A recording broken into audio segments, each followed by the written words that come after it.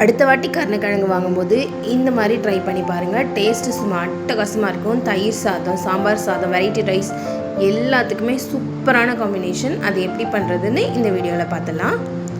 First கருணக்கிழங்கு வாங்கி அதை நல்லா க்ளீன் பண்ணிவிட்டு சின்ன சின்ன க்யூப்ஸாக கட் பண்ணி தண்ணியில் போட்டு வேக வைங்க. ரொம்ப குழைய வெந்துடக்கூடாது.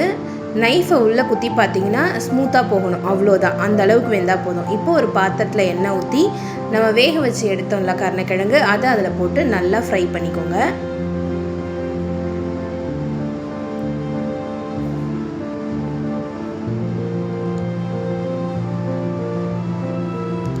இப்போ இந்த கிழங்குக்கு தேவையான அளவு உப்பு, 1 ஸ்பூன் மஞ்சத்தூள் போட்டுட்டு நல்லா மிக்ஸ் பண்ணி விட்டுருங்க. இது கொஞ்சம் நல்லா ஃப்ரை ஆகணும். இது ஓரளவு நல்லா ஃப்ரை ஆனதுக்கப்புறம் இதை ஒரு பிளேட்டுக்கு மாற்றி எடுத்து வச்சுக்கோங்க.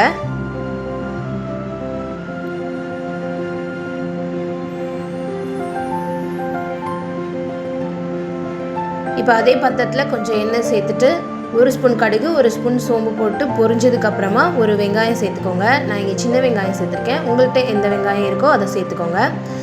இப்போ இதுக்கு தேவையான மசாலா ரெடி பண்ணிடலாம். அதுக்கு 3லேருந்து 4 பூண்டு, 1 துண்டு இஞ்சி, ஒரு 10 சின்ன வெங்காயம், 1 ஸ்பூன் சோம்பு, 1/2 ஸ்பூன் மிளகு, ஒரு பாதி காஞ்ச மிளகா,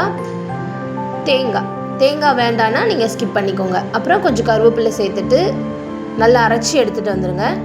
இப்போ வெங்காயம் நல்லா வதங்கினதுக்கப்புறம் நம்ம அரைச்சி வச்சுருக்க பேஸ்ட்டை அதோடு சேர்த்துட்டு நல்லா மிக்ஸ் பண்ணி விடுங்க. இப்போ உங்கள் காரத்துக்கு தகுந்தாப்பில் மிளகாத்தூள் சேர்த்துக்கோங்க. சேர்த்துட்டு நல்லா வதக்கி விட்டுருங்க. இந்த மசாலாலாம் நல்லா பச்சை வாசனை போகிறதுக்காக ஒரு 1/2 டம்ளர் தண்ணி சேர்த்துருக்கேன். அதோட தேவையான அளவு உப்பு போட்டு நல்லா மிக்ஸ் பண்ணி விடுங்க. அதில் லைட்டாக ஆயில் பிரிஞ்சு வர மாதிரி இருக்கும். அந்த ஸ்டேஜில் இப்போ நம்ம ஃப்ரை பண்ணி எடுத்து வச்சுருக்கோம்ல கிழங்கு, அதை போட்டு நல்லா மிக்ஸ் பண்ணி விட்டுருங்க. ஹை ஃப்ளேமில் வச்சு மிக்ஸ் பண்ணுங்கள். ஒரு 1 நிமிஷம் இப்படி மிக்ஸ் பண்ணதுக்கப்புறமா லோ ஃப்ளேமில் ஒரு 5 மினிட்ஸ் வைங்க.